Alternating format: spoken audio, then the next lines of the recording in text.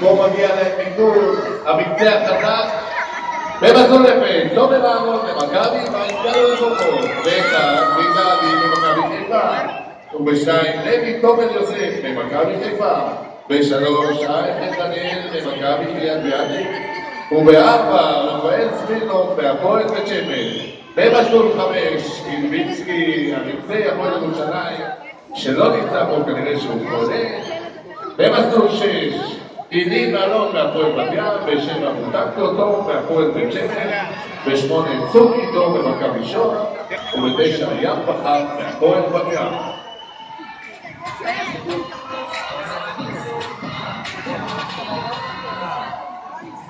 מסתובב ראשון, רפאל סמירנוב בהפועל בית שמש. איזה סגנון, איזה יופי.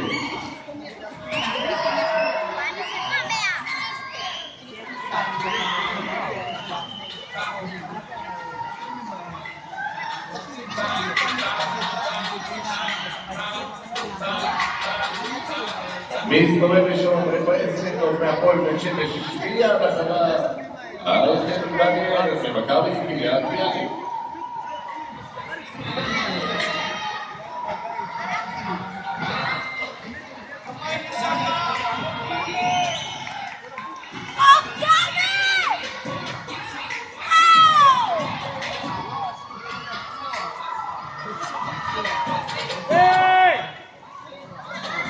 רפאל סמירנוב מסתובב ל50 מטר האחרונים.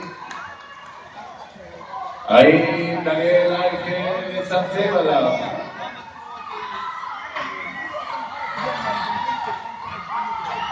החברים, תעודדו אותם.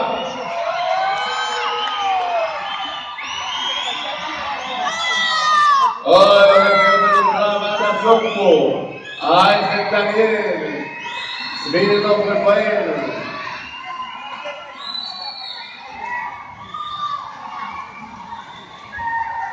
כן, מסיים ראשון, סמירנוב רפאל עם 2:20.74, מיד אחר מגיע אייכלר דניאל עם תוצאה של 2:21.75, ושלישי, לוי תומר יוסף, מכבי חיפה עם 2:23.83.